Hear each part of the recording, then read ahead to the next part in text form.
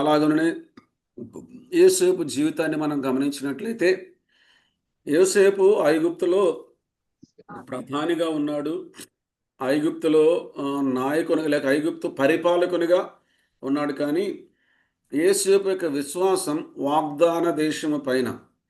ఆయన అన్నాడు తన అన్నల దగ్గర ఇలాగ మాట తీసుకున్నాడు. దేవుడు మిమ్మల్ని దర్శిస్తాడు మీరు వెళ్ళేటప్పుడు.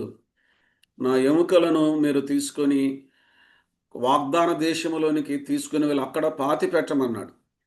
ప్రభువైన యేసుక్రీస్తు వారిలో మనకు పరలోకం వాగ్దానము చేయబడింది. యేసుక్రీస్తు ప్రభువారి ద్వారా మాత్రమే పరలోకం.